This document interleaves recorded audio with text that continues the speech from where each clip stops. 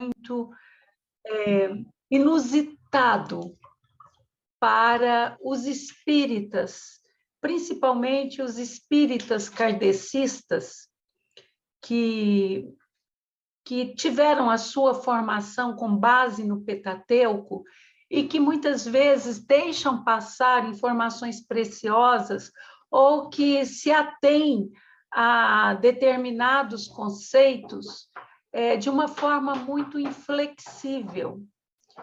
E nosso mestre, aquele que tem estado conosco nesse período de 2017 para cá, tem nos falado muito da quarta revelação, como sendo a revelação final nesses últimos tempos, né?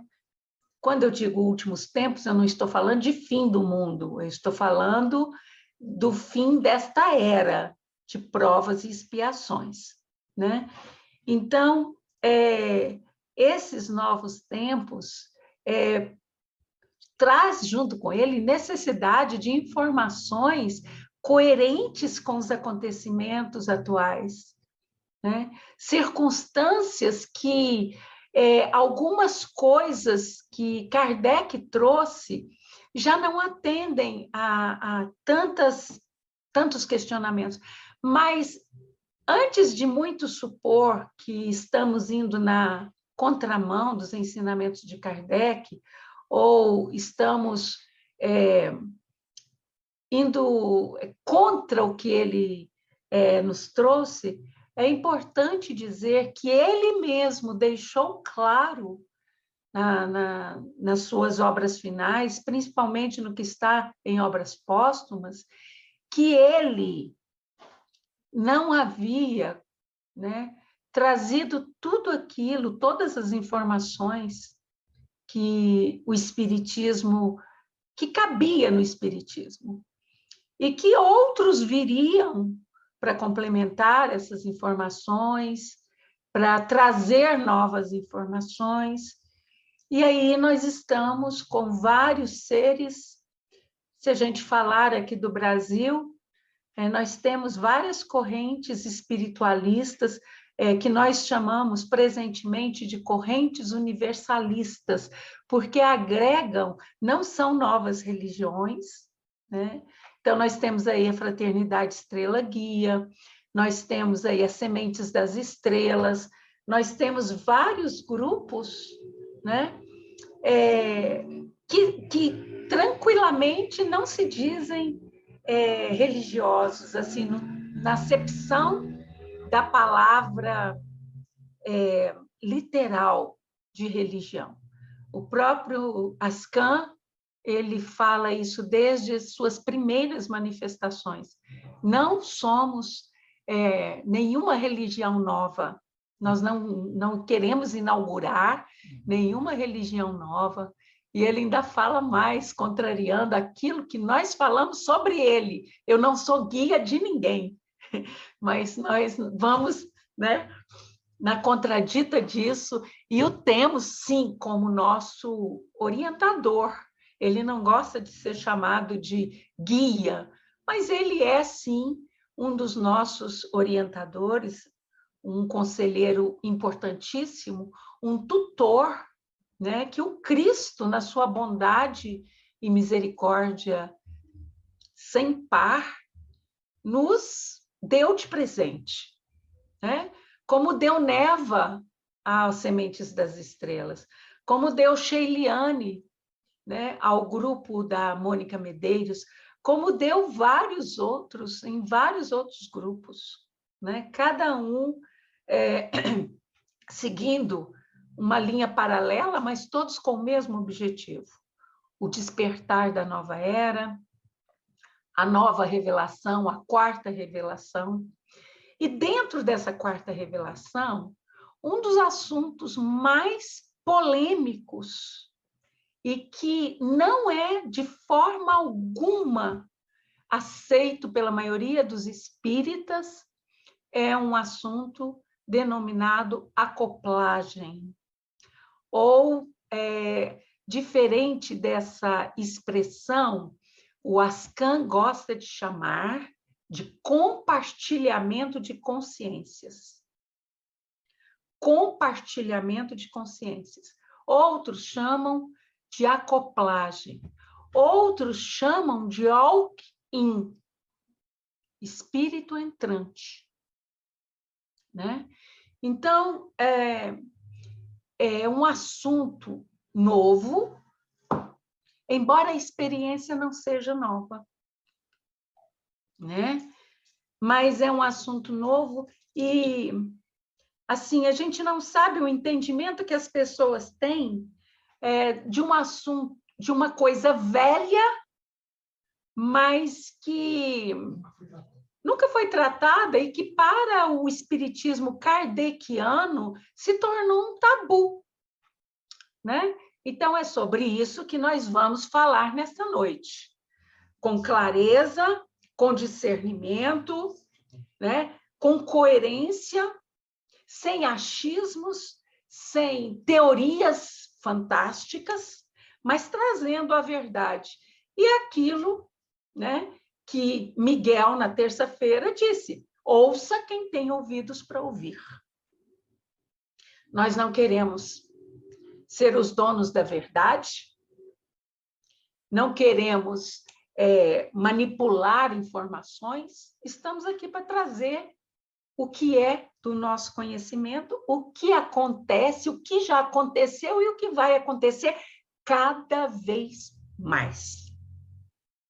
Então, nós não podemos iniciar esse assunto sem abordar um assunto que é muito conhecido dos senhores, que são espíritas kardecistas, né? Ou que, pelo menos, seguiram por muito tempo todo esse preceito kardeciano, né? Nós vamos falar de possessão. E vamos falar de um outro assunto que se chama o quê? Incorporação. Que vocês, kardecianos, diferente dos umbandistas, não aceitam, né? Então, vamos lá. Vamos fazer uma abordagem generalista. O candomblé. O candomblé, ele não admite, né, que haja qualquer tipo de manifestação que não seja dos orixás. Mas eles não concordam com o termo incorporação. Há a manifestação do orixá. O orixá não fala, porque ele é energia, né, condensada. Ele é uma determinada forma de energia. Mas a Umbanda, que é uma religião oriunda do candomblé, ela é uma religião adaptada do candomblé, por assim dizer, ela é uma religião brasileira, mas que tem as raízes no candomblé. Então, a Umbanda, ela resgata os orixás, que não são seres corpóreos, que nunca reencarnaram. Ela resgata esses seres, mas ela traz junto com esses seres os guias, ou os espíritos que são afeitos a cada uma dessas entidades dos orixás por afinidade. Por exemplo, os guias de Oxóssi. Quem são os guias de Oxóssi? No Brasil, os guias de Oxóssi são os espíritos dos indígenas desencarnados, né? Dos tupis, dos guaranis, dos pataxós, dos tamoios, dos embarés e de todas as comunidades indígenas desencarnadas. Então, esses povos, muitos desses povos, fosse pela sua imaturidade espiritual, o que fosse, eles encontraram nessa energia de Oxóssi, que é uma energia da mata, que é uma energia relacionada às ervas, às curas, ao alimento que o índio necessita, a caça, a pesca, A cura que o índio promove pela pagelança com ervas, a medicina sagrada, as ervas sagradas, as ervas de poder, tudo isso conhecido dos índios e que está naquela força, naquela energia, naquela frequência daquele orixá. Então, a Umbanda, ela aceita a incorporação desses guias. Então, a manifestação do orixá, a energia manifesta a sua frequência, mas há também a incorporação do guia. Então, por exemplo, a energia do mar, a energia das águas que está na força de Iemanjá, os marinheiros ali desencarnados, os povos ali desencarnados, e mais a humanidade que vive nas águas, porque existe, eu já falei isso para vocês, existe uma humanidade que vive ali, eles estão naquela frequência de Iemanjá. E há a incorporação dos guias de Iemanjá. E daí para fora. Então, o que é a incorporação? A incorporação é aceita pelos umbandistas e contestada pelos kardecianos. Porque a incorporação ela é entendida como o espírito do guia, ele vai assumir o corpo do médium. Literalmente.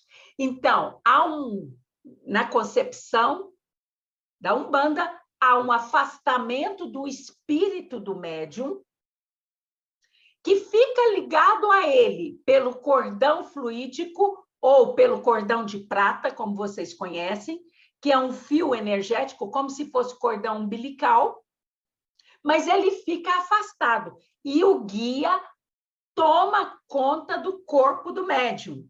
Vai falar pelo médium, vai se comportar, a sua forma de comportar através do médium. Tá certo? Então, por exemplo, um guia de Oxóssi ou um caboclo da mata, como é carinhosamente chamado no meio da Umbanda, né? Uma entidade indígena que vai se manifestar, ele vai falar com os seus trejeitos, ele vai se comportar com os seus trejeitos, ele vai agir como se índio ele ainda fosse. Isso é a incorporação. Nas palavras da Umbanda. Então, há uma ausência temporária do espírito do médium para que haja a inserção do espírito comunicante. Essa incorporação, ela não é prolongada, ela é curta, ela é rápida, e logo que esse espírito incorporante sai, retorna o espírito do médium. Seria isto. Não é exatamente assim, mas há um ponto de equilíbrio entre a Umbanda e o kardecismo. Como que o kardecismo admite isso? Ele parte do ponto de vista da manifestação mediúnica através de uma ação do espírito comunicante numa determinada área do cérebro. Por exemplo, se essa área em que o espírito comunicante injetar a sua energia for a área da fala, então vai haver o processo de psicofonia. Se a área que esse espírito comunicante agir for a área da escrita, da coordenação motora, vai haver um processo de psicografia. E assim por diante. Tá? Então, por que eu disse que é um ponto de equilíbrio? Porque nos dois processos, os dois processos estão corretos e os dois processos estão incompletos. Tá certo? Os dois processos estão incompletos. Pode haver, sim, uma manifestação, e toda manifestação, seja na Umbanda, seja no Kardeci, seja no Candomblé, seja o orixá que for se manifestar, seja o guia que for se manifestar, seja um espírito qualquer, ele vai prescindir da ação no cérebro. Ponto. Isso é inconteste. Certo? Isso é inconteste. Aí, na Umbanda, você escuta falar uma coisa que os kardecistas também falam. Ah, ele é médium consciente. Ah, ele é médium inconsciente. Vamos lá. Todo médium é consciente. Todo médium é consciente. Ponto. É outra verdade. Eu vou explicar o outro lado também. Como que funciona essa questão do médium consciente? Funciona como quando você vai dormir e tem um sonho. Você dormiu, o estágio do sonho são vários estágios, você só vai sonhar no último estágio do seu sonho, do seu sono. Quando você está na parte REM, na parte profunda do sonho, e você vai ter... essa parte profunda acontece por, no máximo, 90 minutos. E o seu sonho vai acontecer por, no máximo, meia hora. Embora você ache que ele durou 5 horas do seu sonho. Você fala, eu sonhei a noite inteira. Você não sonhou. Acontece que no seu desdobramento, você vai para uma dimensão em que tempo e espaço é diferente da Terra. Terão se passado 5 horas da Terra. Mas, na dimensão em que você está, pode ter passado apenas 5 minutos. Essa é a grande diferença. Né? Então, o que acontece? Quando você sonha, e ao reentrar no seu corpo físico, quando você acorda, você tem uma lembrança do seu sonho. Você se lembra, eu sonhei com isso, com aquilo e não sei o quê. Passa 10 minutos que você acordou, você já não tem todas as lembranças. Passa meia hora, você só tem algumas lembranças. Passa um dia, você se lembra de um fato importante daquele sonho. Ou nem lembra. A mesma coisa acontece com os médiuns, sejam de Umbanda, seja de kardecista. Aliás, todo mundo é médium, não precisa ser Umbanda ou kardecista. Mas vamos falar dessas duas vertentes. A mesma coisa acontece com o médium. Ele está consciente o tempo todo, mas ele não tem controle, né? O médium educado, o médium disciplinado. Quando há disciplina, controle da mediunidade, a interação entre espírito e médium é maravilhosa. Então, ele tem consciência e ele não interfere.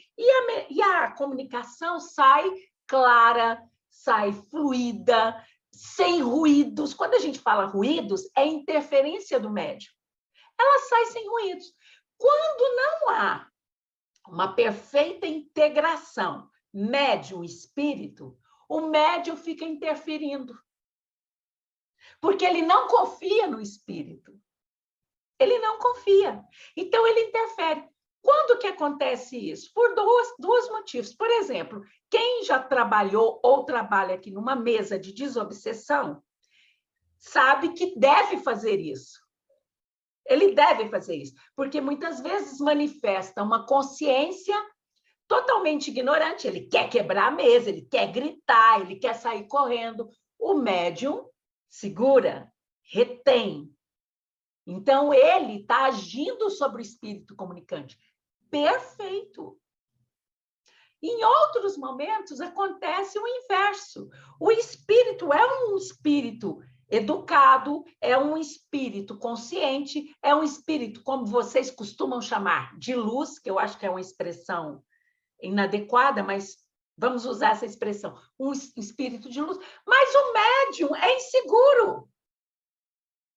Ou o médium tem medo, ele não acredita que aquele espírito está manifestando nele. Ah, quem sou eu para esse espírito falar por mim, gente? O que é isso?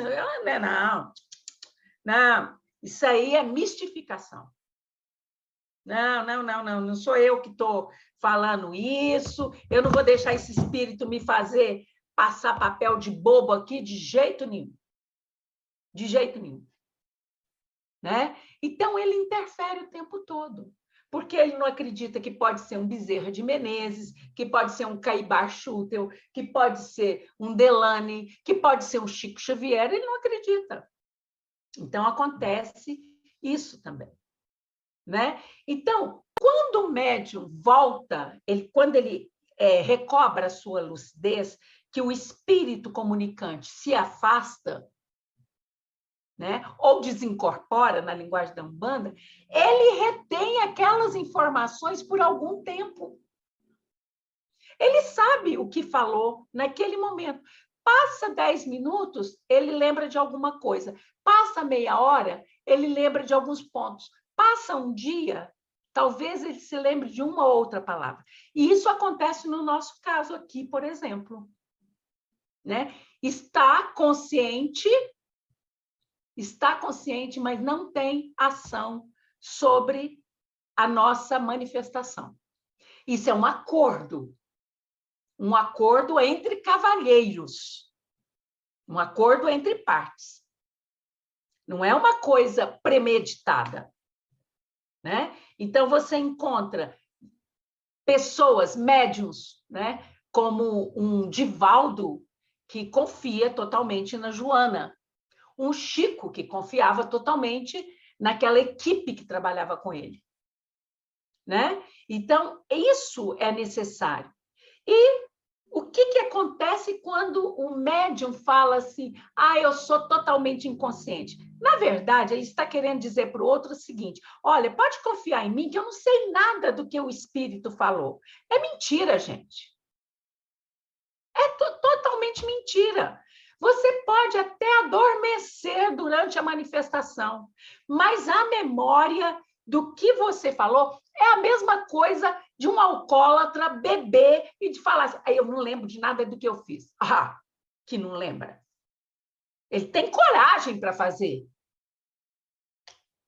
E jogar a responsabilidade na bebida.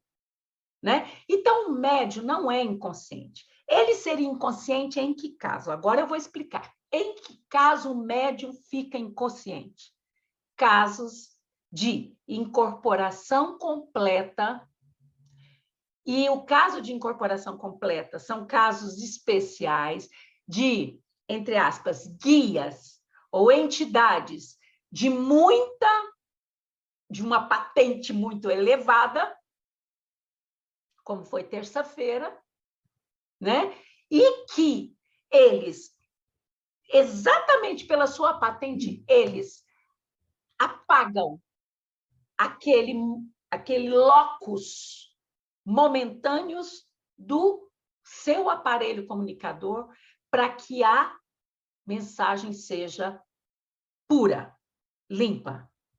Então, você tem esse tipo de incorporação? Sim. É o que eu falei. O médium vai ficar, o espírito, a consciência do médium vai ficar momentaneamente afastada, como que adormecida, como que num estado latente de coma, por algum tempo que não passa geralmente de 90 minutos. Não pode passar. Não pode passar. Isso é praxe. Porque se passar desses 90 minutos, como o corpo não está sendo animado pelo espírito que é encarregado da sua manutenção eletromagnética, os órgãos começam a se deteriorar. Entenderam? Isso é lei física.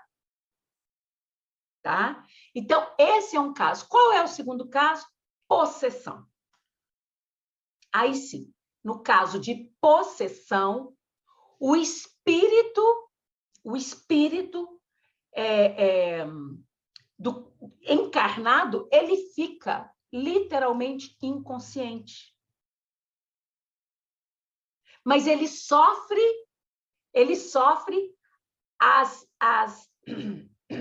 os ataques energéticos do espírito possessivo que está ali no estado de possessão. Então, esse espírito do possuído, o médium encarnado, ele vai ficar num estágio muito parecido com aqueles que vocês têm na literatura de André Luiz, lá em Nosso Lar, quando ele descreve as câmaras de regeneração, onde existem vários espíritos ali, entre aspas, adormecidos, e que estão sonhando. Na verdade, eles estão vivendo aquela realidade da qual eles se desligaram, eles continuam vivendo aquela realidade, mas num estado comal, de pesadelo, de sono profundo. Eles não conseguem acordar.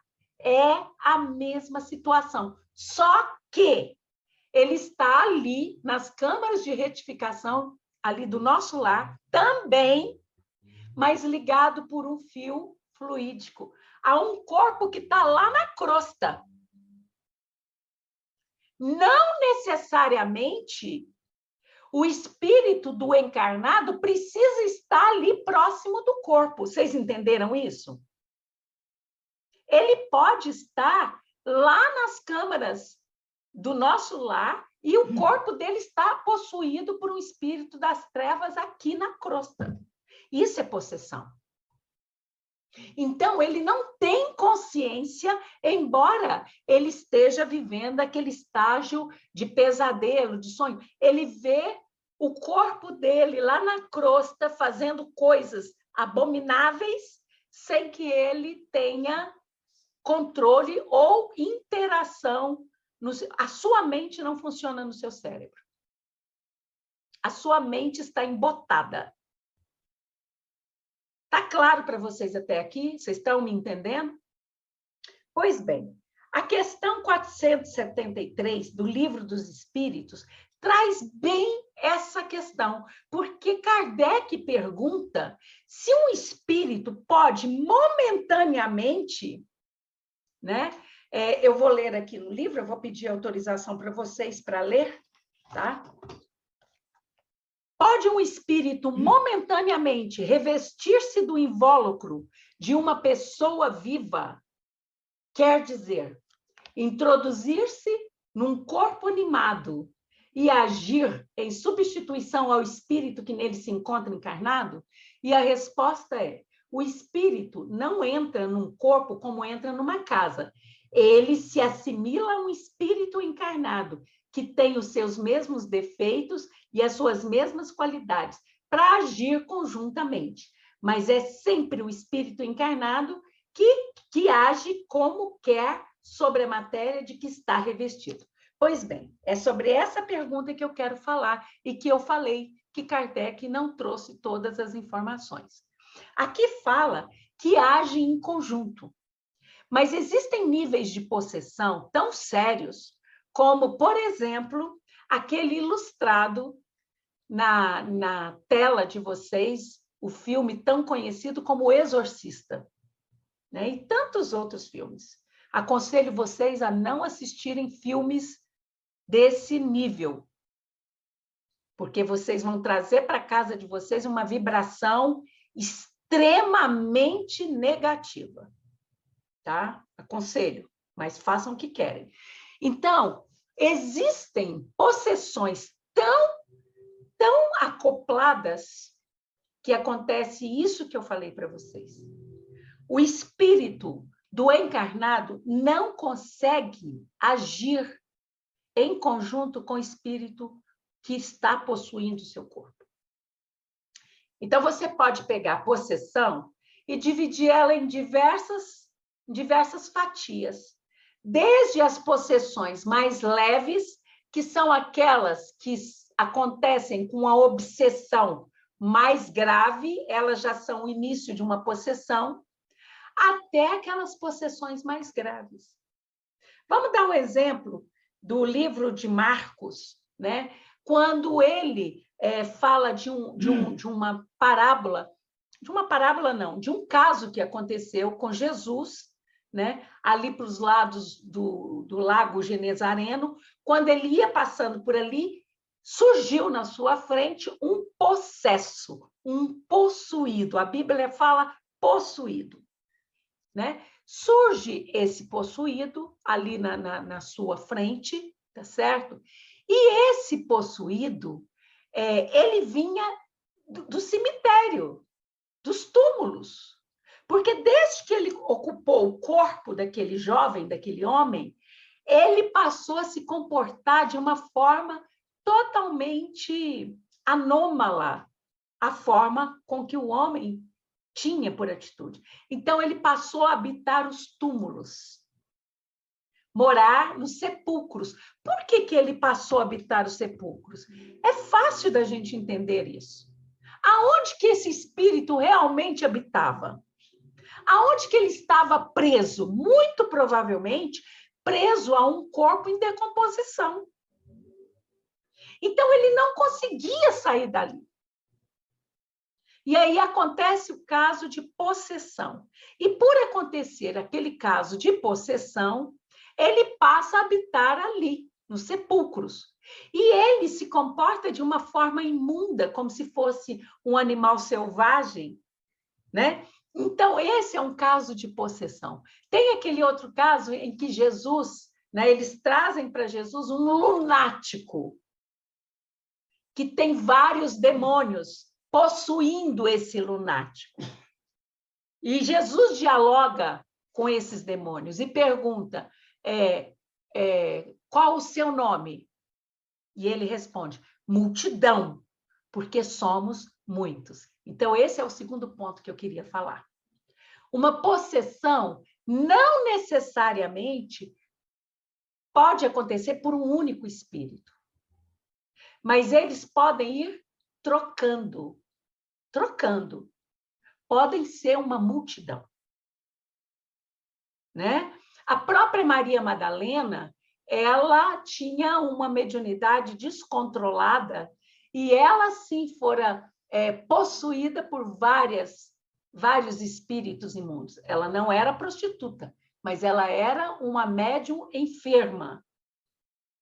E Jesus também expulsa esses demônios, né? Então, vamos entender uma coisa? Primeiro ponto. Uma possessão não acontece de graça.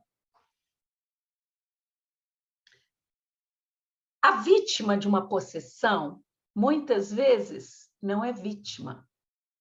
Ela pode, aparentemente, ser uma vítima naquele estágio, naquele momento, naquela encarnação ou reencarnação. Mas se você pegar a ficha kármica dela, muitas vezes você vai descobrir que, na verdade, ela é o quê? Um algoz. E que o espírito que está ali para possuí-la, ele é o quê? A sua vítima de antes. Este é o círculo vicioso, a roda da fortuna. Uma hora um está encarnado e o outro desencarnado, e ele se vinga dele. Outra hora, aquele que estava encarnado desencarna, o outro encarna e fica. Então, primeiro entender que a possessão ela não acontece de graça. O espírito reencarnado, ele tem uma passagem com aquele espírito que está possuindo. E muitas vezes isso se torna... Aí você fala assim, mas você disse que não há esses casos de acoplagem longos, não sei o quê. Como são vários, eles vão o quê? Trocando. E, às vezes, o encarnado desencarna nesse processo. Ele desencarna nesse processo. porque as suas energias vão sendo sugadas. Essa é uma outra característica. Seja na incorporação, seja na manifestação mediúnica, né, conforme eu expliquei, entendida pelos kardecistas, seja na possessão, em qualquer um deles, seja com um espírito de luz, como vocês falam, seja com um guia, um mentor da mais alta patente, seja com um sofredor, como estou falando a linguagem de vocês, um espírito sofredor, um espírito ignorante, um irmão do umbral, um Exu, que não é uma entidade, ele é um orixá. Mas com qualquer uma dessas entidades, sempre haverá troca energética. Troca energética. Então, há uma simbiose energética. O espírito entrante, para facilitar, ele precisa da energia animalizada do médium para combinar com a sua energia elétrica. Então, escutem. O médium vai fornecer energia magnética, animalizada. O espírito vai fornecer energia elétrica, porque ele é energia. A simbiose dessas duas energias é que vai gerar a comunicação. A comunicação é efeito de uma energia eletromagnética. Tá claro? É o efeito de uma energia elétrica. Porque senão não tem. Para se tornar audível, para ver essa... Gente, o que é uma varinha de condão que o espírito toca no seu cérebro e faz você fazer psicofonia? Não é uma varinha de condão. Há um processo ali físico, de física. Uma combinação de energias, uma combinação de íons, uma combinação de fótons, uma combinação de elétrons, numa determinada medida, para que haja o perfeito equilíbrio para ter a comunicação. É assim que funciona. Desde o médium mais humilde, que nem alfabetizado é, até o médium mais letrado, um PhD. É assim que funciona. Tá claro para vocês até aqui? Tá? Alguma dúvida até aqui sobre essa parte que eu já falei? Não. Então, vamos lá. Então, agora, vamos à segunda parte, que é a parte que eu queria falar, né? Primeiro, as pessoas andam fazendo, né, o seu primeiro contato com aquilo que eu gosto de chamar de transferência de consciência ou de consciência compartilhada. Eu não gosto muito do termo acoplagem, porque parece que eu estou descendo com a minha nave e acoplando a minha nave num helioporto, seria o canal. Não gosto desse termo acoplagem. Então, transferência de consciência ou consciência compartilhada. Vocês estão tendo uma primeira, como que eu vou dizer, um primeiro contato, né, com essas expressões. E eu sei que é um assunto muito inovador para vocês. E por ser inovador, ele chega às raias do inverossímil. A princípio, ele chega às raias, né, do inverossímil. Mas o processo é muito simples, muito mais simples de se entender na sua essência, né? Mas, para que vocês possam entender o que acontece, primeira coisa, vocês precisam entender que toda novidade ela vai gerar o quê?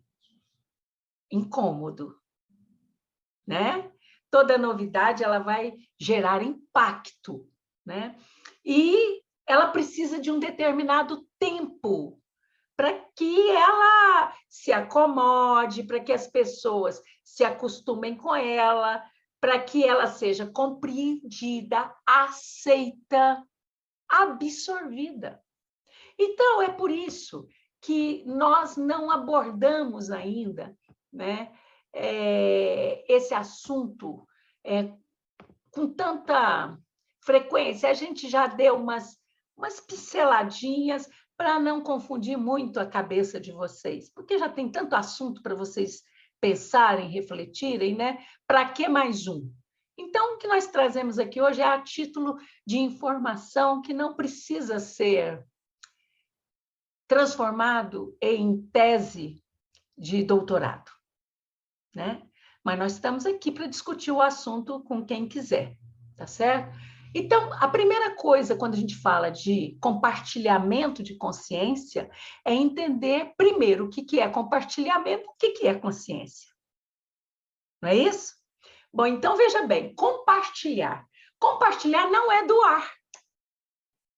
Se eu estou doando a consciência, eu estou dando a minha consciência para outra, e isso é impossível. Vocês concordam? Porque a consciência, ela é inerente à essência de cada um. Então, ela não pode ser doada por mim. A consciência que eu recebi, né, do Criador primordial, ao me criar como um princípio inteligente, ela é inerente a mim. Eu não posso doá-la. Mas eu posso compartilhar a minha consciência com quantas consciências eu quiser. E todo mundo pode fazer isto. Pronto. Vamos parar por aqui? Não? Vamos continuar? Então, vamos lá.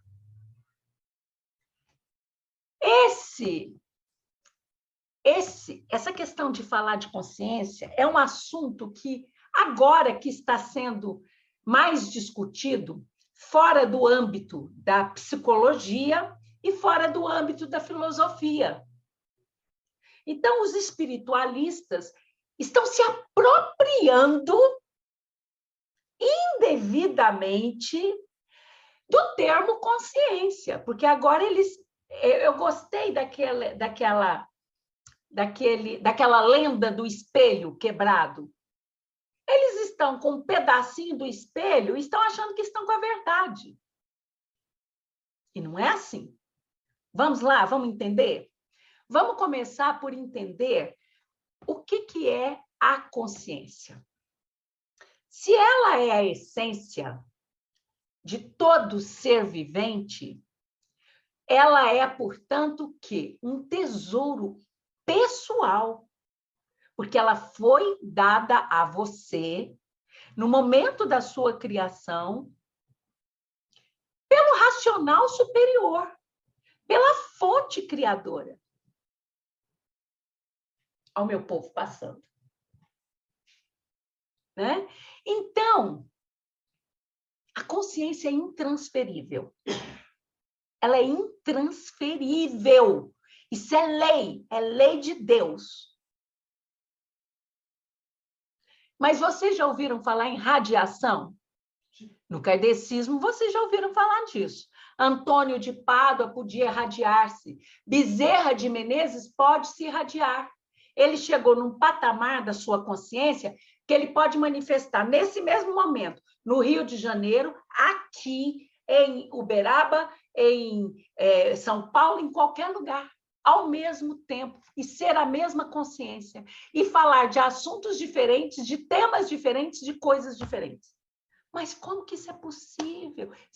Ele não está doando, ele não está transferindo, ele está fazendo o quê? Compartilhando.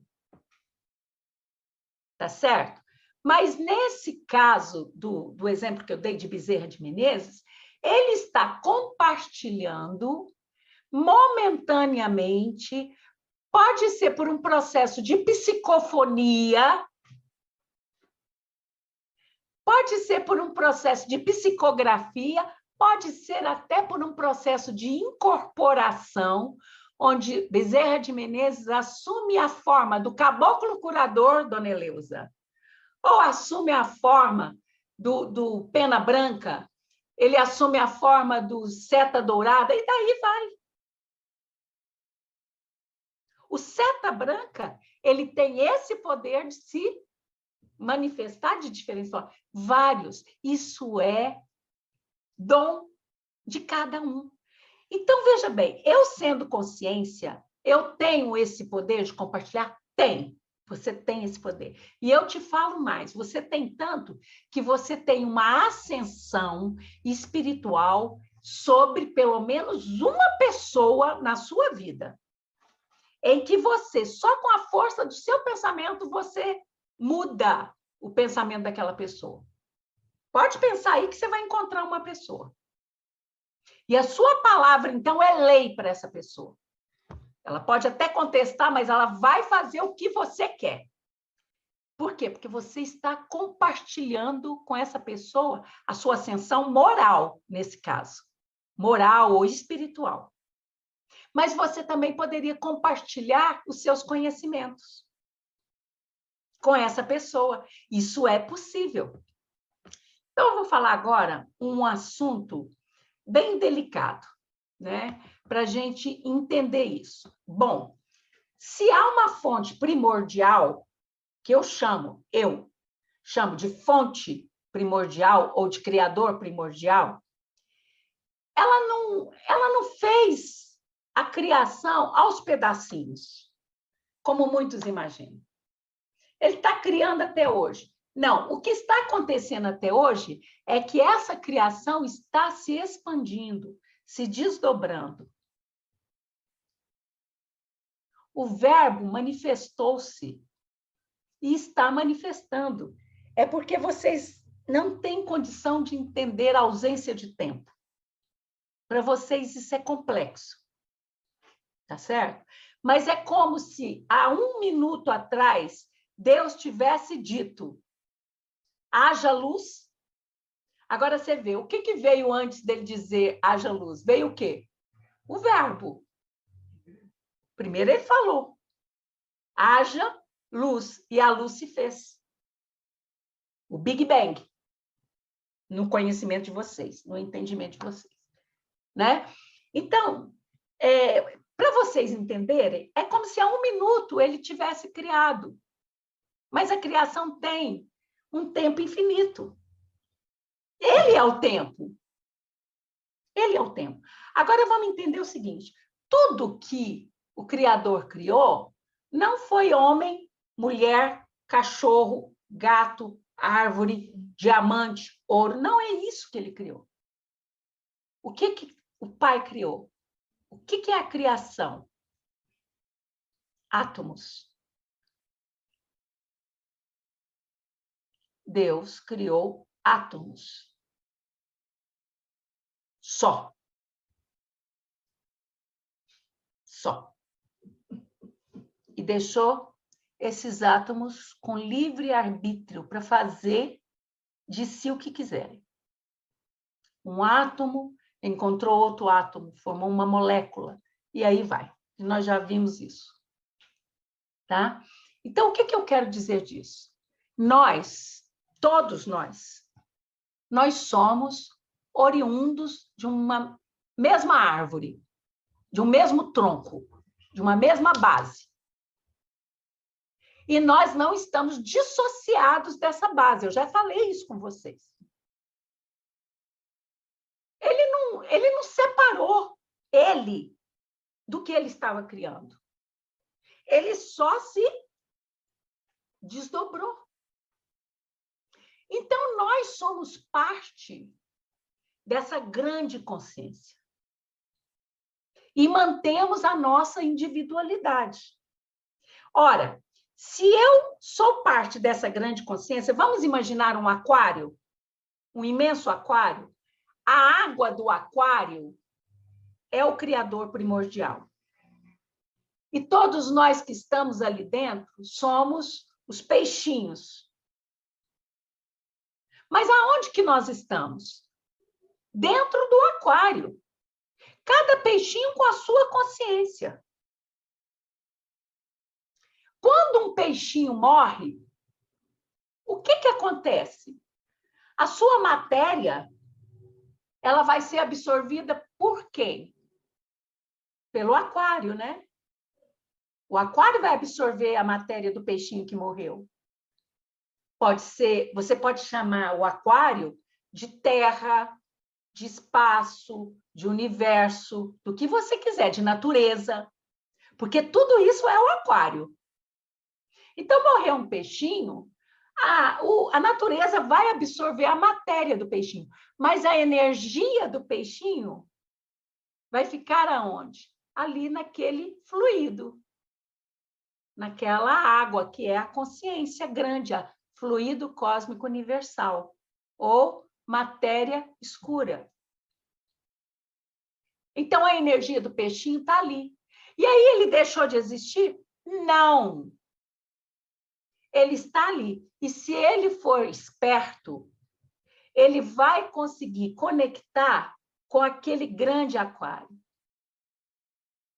com a luz daquele grande aquário, com o conhecimento daquele grande aquário, com o amor daquele grande aquário. Agora, se ele for bobinho, muito afeito às suas escamas que ele deixou para trás, às suas nadadeiras que ficaram para trás, ele vai ficar ali isoladinho, isoladinho. Uma bolinha ali naquele imenso aquário.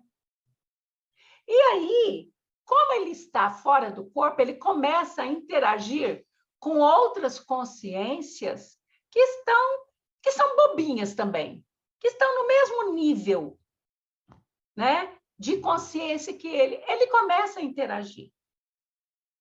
E ele pode compartilhar com aquelas outras consciências que ainda estão no peixinho os seus conhecimentos, a sua forma de pensar, a sua forma de agir. E ele pode também fazer o quê? Um caso de possessão com aquele outro peixinho e dominar aquele outro peixinho.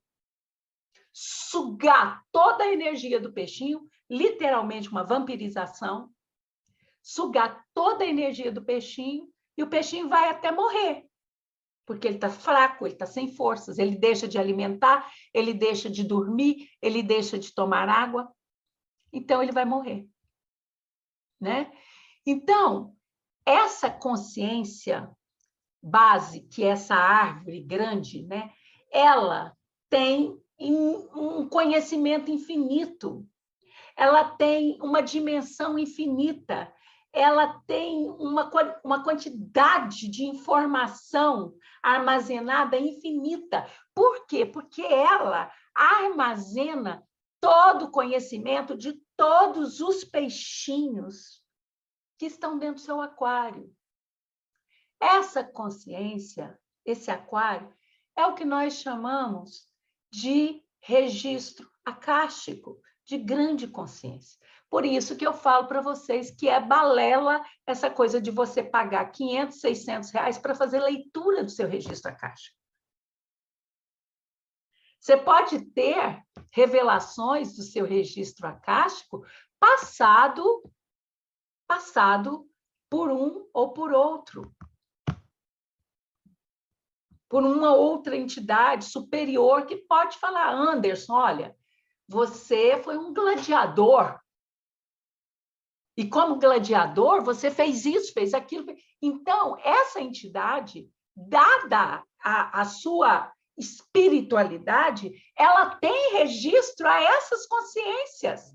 E ela pode fazer isso para você, trazer essa revelação, né? Então, o que eu quero dizer? Que é comum, né, que um espírito iluminado ele faça um acordo com um espírito antes da reencarnação daquele espírito, de dividir informações com ele. É um planejamento reencarnatório, de compartilhar informações com ele. E como que funciona isso? O espírito reencarnado, ele é um HD. Ele é um HD que está ocupado com 10% de utilização, que é o que vocês sabem do seu cérebro, não é isso? Então, o HD tem só 10% de espaço ocupado. O espírito que está em acordo com esse outro encarnado, ele pode preencher 90% desse HD com os seus conhecimentos, compartilhando informações. Compartilhando informações. Não da forma como vocês conhecem, de que o espírito vem, o Ascan vem e traz conhecimento, ele está compartilhando conosco os seus conhecimentos. Com vocês, sim. Com o canal, não. É diferente. No começo, para não assustar o canal, nós falamos com elas de tábuas de conhecimento. Você se lembra, né? Nós fomos trazendo as informações aos poucos, porque também o canal podia, como no começo ela assustou, porque ela achou que ela morreria para que eu ocupasse o seu corpo. Isso é um processo de walk-in, em que geralmente um espírito se aproveita de um trauma, de um acidente, de alguma coisa, uma experiência de quase morte, sai o espírito que está encarnado, entra o espírito que quer, doravante, compartilhar informações, mas aí ele vai ocupar o corpo. Esse é o processo walk-in. Ele vai ocupar o corpo. Vou dar um exemplo de walk-in para vocês. Agora eu vou pegar vocês. Jesus. Eita, agora complicou, né? Estou com autorização para falar. Então, vamos lá. Yoshua é o Cristo? Não é o Cristo. O menino Jesus é o Cristo? Não é o Cristo. O menino Jesus é o menino Jesus. É Oxua. Quem é Oxua? É um espírito da mais alta patente. Convocado pelo Cristo, você vai encarnar nesse corpo e vai preparar esse corpo até o dia em que eu possa fazer a acoplagem ou a consciência compartilhada ou o walk-in. Vamos lá, vamos entender. Então, Yoshua foi o espírito, um avatar para poder preparar o corpo para o Cristo, é um avatar. Com poderes, vamos chamar poderes mediúnicos, incríveis. Mas, quando chegou o momento do Cristo fazer a entrada, de se tornar um entrante, desenvolver o walk-in, o que aconteceu? O Cristo, para fazer essa entrada, Yoshua teve que sair do corpo. Não é isso? Então, Yoshua viveu mais ou menos uns 32 anos, o Cristo ficou no corpo por 3 anos. Tá? E como que aconteceu isso? Tudo tinha que seguir as profecias. Tudo tinha que seguir aquilo que os antecessores do Cristo vieram trazer, né? Como profecia. Nós já vimos isso, né? Então, o Cristo, tudo preparado. João Batista era um dos que o Cristo já havia convocado, tudo preparado. Yoshua procura João Batista e fala, chegou a hora. Chegou a hora. E João dá um pé para trás. Não, quem sou eu? Eu? De jeito nenhum. Ó, você combinou comigo e vai ter que ser agora e tem que ser nesse momento. O que João Batista fazia no batismo? Ele imergia a cabeça, né, do discípulo e erguia novamente. Foi batizado pelas águas do Jordão. O que Batista fez com o Cristo?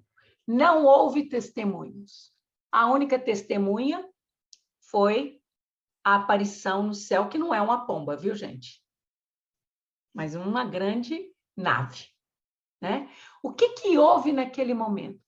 Ao baixar a cabeça de Yoshua, João Evangelista literalmente afogou Yoshua.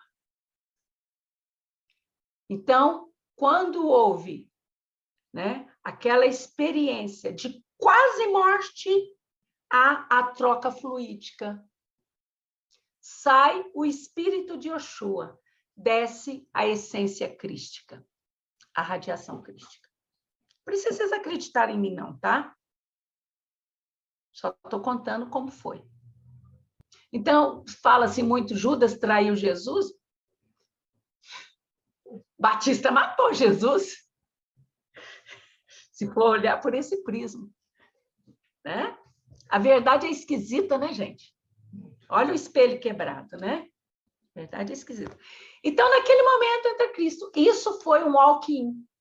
Porque, a partir desse momento, Yoshua foi para a dimensão, lá para os mundos celestiais, crísticos dele.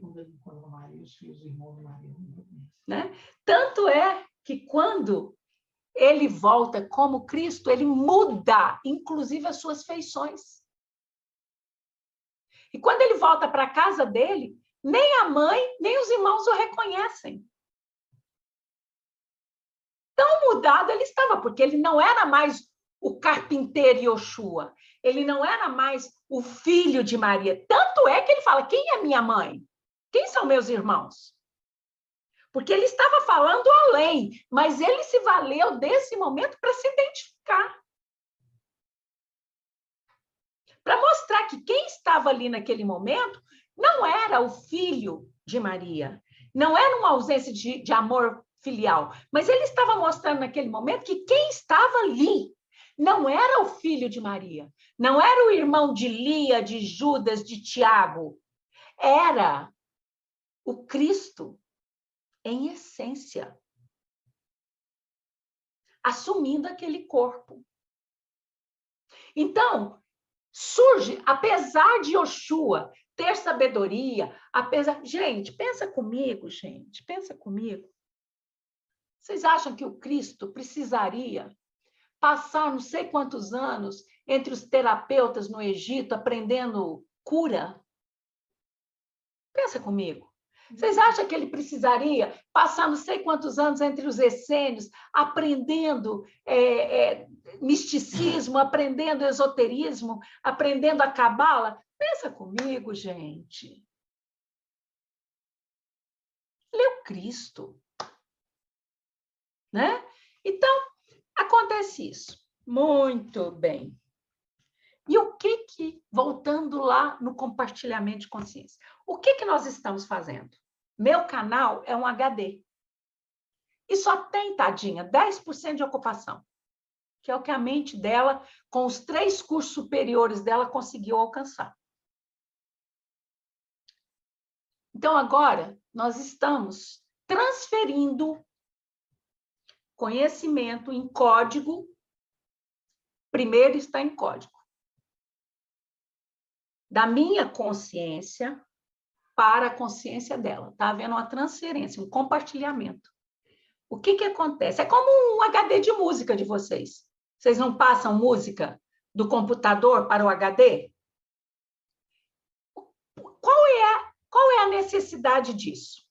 Primeiro, quando esse HD tiver com um número de informações que nós queremos ou que precisamos, então ela será abafada, literalmente abafada.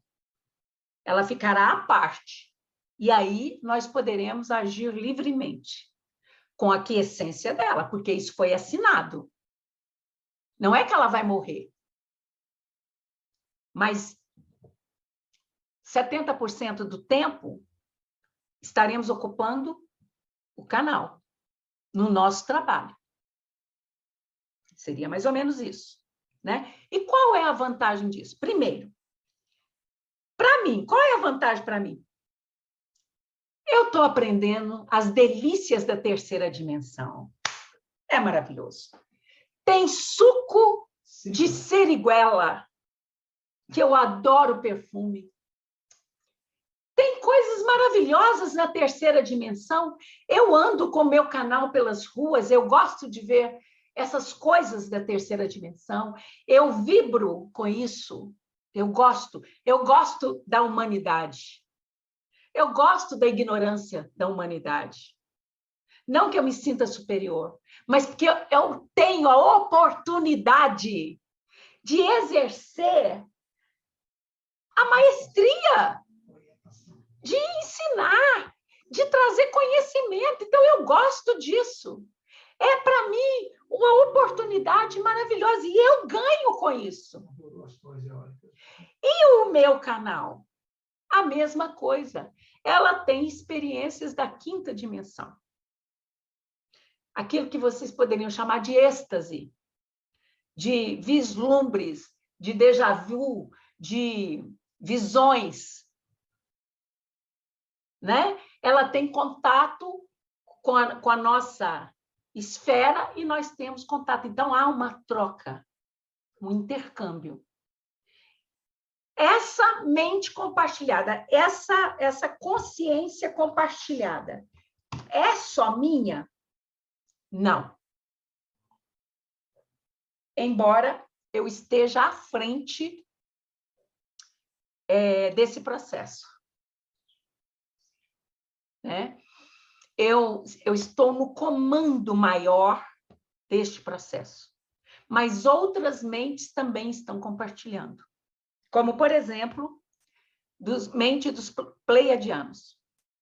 Por que tudo isso? Porque ela é bonitinha? Porque ela é especial? Não. Tudo isso é um acordo por afinidade. Por afinidade. Eu falo muito que vocês são capelinos. Não quer dizer que todos na Terra são capelinos. Vocês são. Né? Muitos aí são terráqueos. E agora os pleiadianos, né? Ocupando. Então, o que acontece? Ela está aqui na Terra, ela é um espírito muito velho. Muito, muito, muito velho. Né? E ela veio para cá numa condição de grande sabedoria, de grande conhecimento. Quando a gente fala sabedoria, fica parecendo que é alguém muito elevado. Não é isso, mas de grande sabedoria. Só que, desde os tempos da Lemúria, de Ur, da Atlântida, sempre, eu falo ela também, não é ela, porque não tem yin e yang aqui, é em equilíbrio, né? Sempre usou as informações, sempre usou o conhecimento para o seu próprio benefício. Tá certo? Deixando de cumprir o que tinha que ser cumprido. O tempo vai passando, passando, passando. Olha nós aqui. Agora, nós estamos devolvendo, porque esse conhecimento foi tirado dela. Uma parte da sua consciência foi bloqueada, para ela não ter acesso a esses conhecimentos de grande poder. De grande poder. Um poder que ela poderia encostar esse dedo em qualquer parte do seu corpo e imediatamente ser cicatrizado. Lá naquele tempo.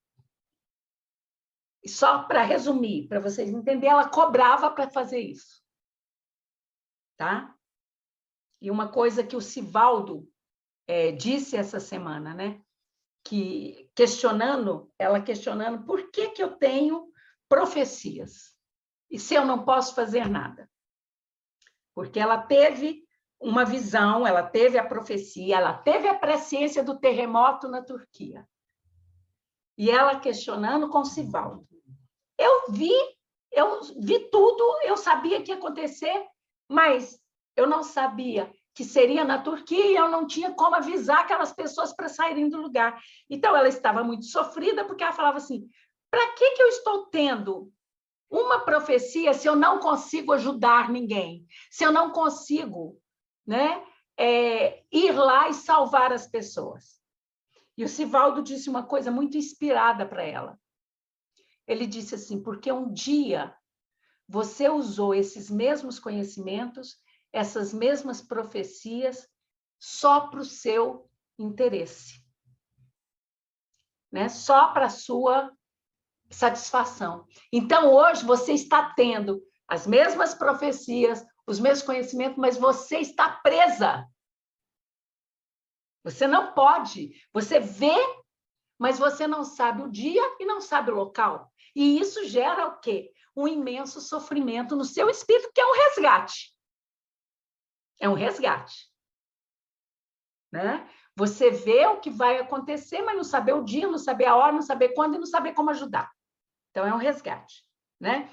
Mas vai chegar um ponto em que, pela relação de confiança mútua entre entrante, que sou eu, e acoplado, que é ela, em que nós vamos devolvendo esse conhecimento que hoje está em código, nós vamos devolvendo e vamos, ao mesmo tempo, nos valendo do canal para que mais e mais pessoas possam se beneficiar dos nossos processos, da nossa ajuda, do nosso conhecimento, das nossas orientações. Né?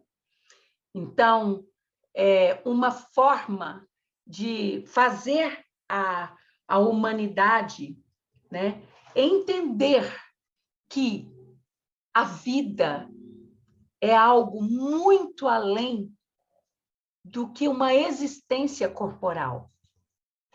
Que quando vocês desencarnam, vocês não vão para colônias, vocês vão para planetas ou para naves mães, que são a mesma coisa que planetas.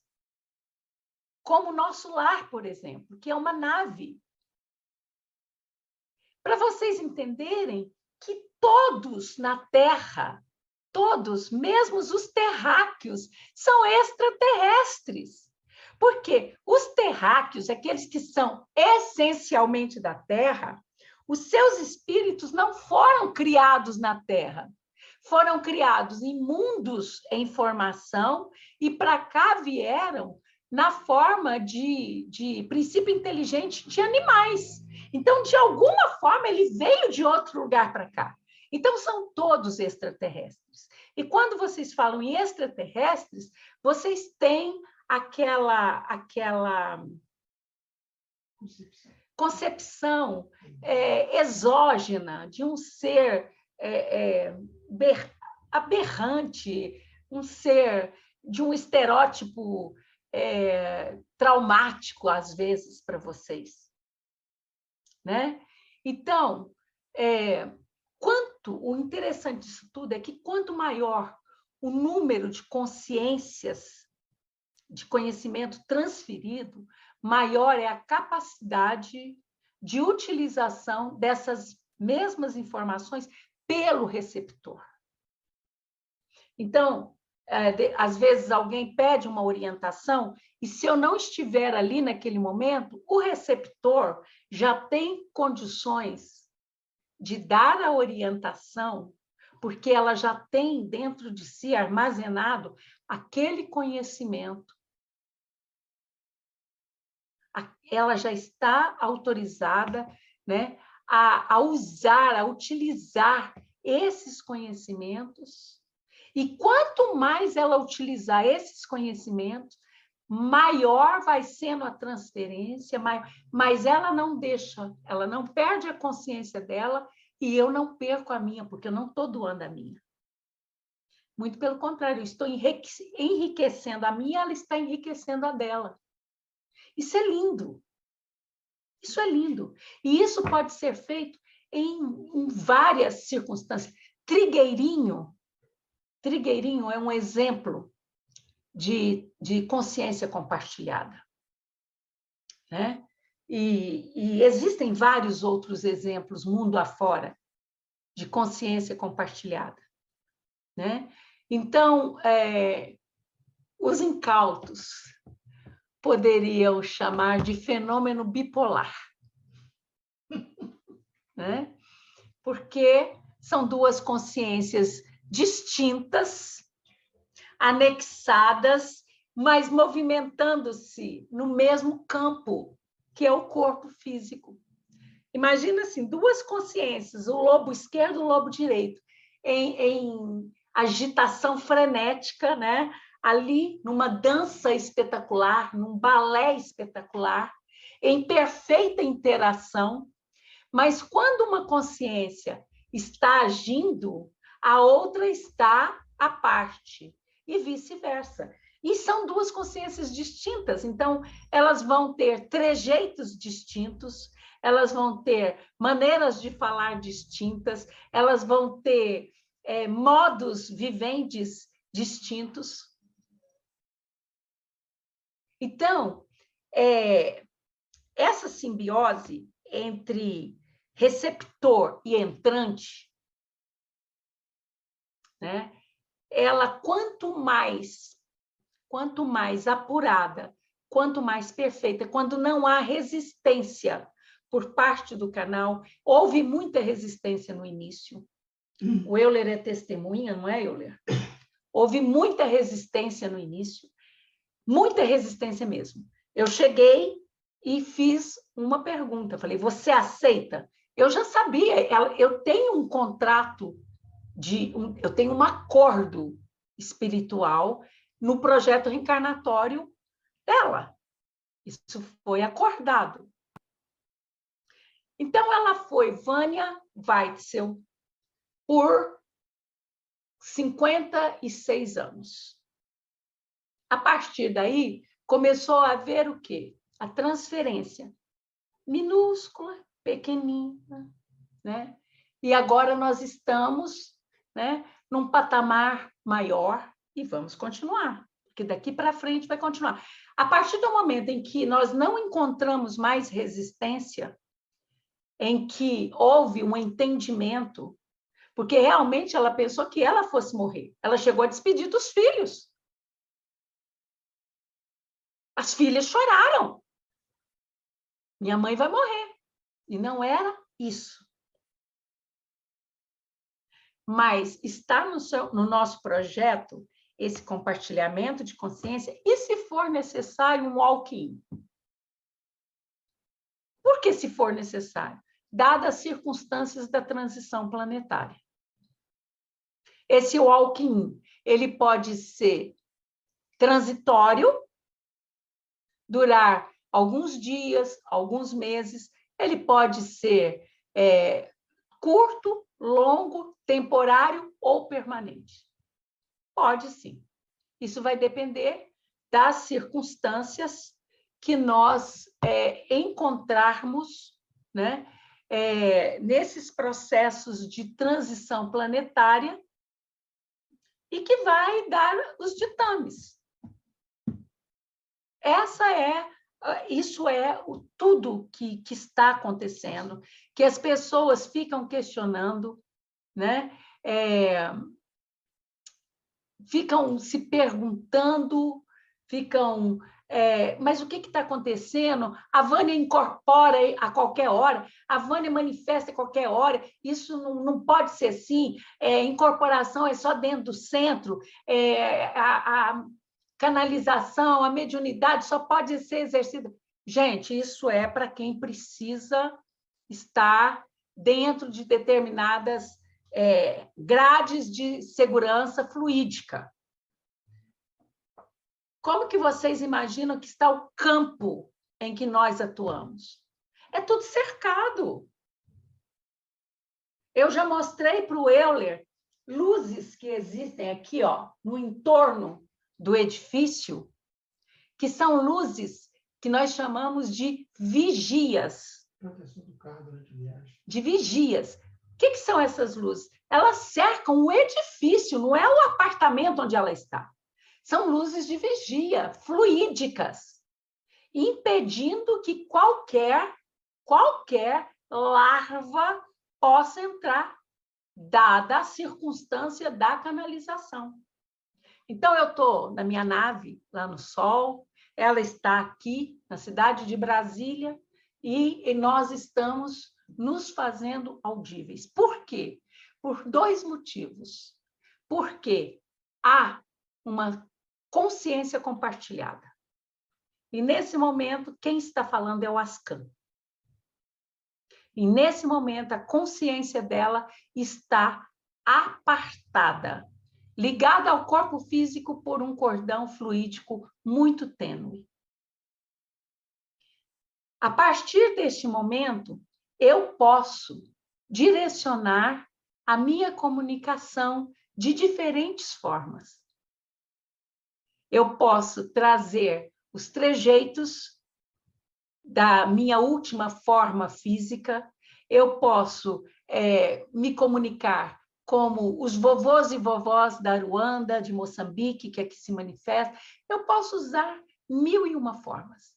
Nós temos, né, entre nós, tecnologias que nos tornam visíveis, invisíveis, que podem modificar o cenário, o ambiente, a faces do nosso receptor. Então, alguns de vocês que têm o olhar, né, mais perceptivo, vocês podem olhar na face do receptor e não ver a face do receptor. Vocês podem ver uma face diferente. Nessa semana, nos 3 dias que ela tirou para o seu lazer, o Euler fez uma fotografia dela e não fotografou o rosto dela. Fotografou o rosto de uma entidade que estava acoplada ali naquele momento. Então, os seus instrumentos podem, sim, captar essas energias. Podem registrar através de vídeos, de fotografias. Os seus equipamentos podem fotografar, podem filmar. Seus olhos podem ver, seus ouvidos podem ouvir. E esse processo vai continuar. Então, hoje, vocês pedem uma orientação. Vânia, eu preciso de uma orientação do Ascan. Num determinado momento, vocês podem chegar e falar assim, Ascan, eu gostaria de falar com a Vânia. Né? E é isso que acontece. A nossa função aqui, como eu disse na terça-feira, não é de brincadeira e não estamos fazendo isso por esporte. Isso tem um dispêndio energético tremendo para o médium, principalmente. O nível de frequências, por mais que a gente consiga baixar a nossa frequência, por mais que o Hans consiga filtrar essa energia, o dispêndio é muito grande para o nosso receptor. Então, por isso que o processo é lento, é moroso, não temos pressa que aconteça, mas nós vamos, sim, continuar manifestando no momento que for necessário, onde desejarmos e em qualquer lugar que for necessário. Tá certo? Por quê? Porque é necessário. Porque se faz necessário. Então, eu estou com este grupo aqui, não é um grupo só de vocês, é um grupo de 300 pessoas, embora apenas 30 estão sempre por aqui. Mas nós temos um grupo muito maior, mas infinitamente maior, de seres extracorpóreos, que fazem parte da estrela guia. Então, por hoje é essa informação.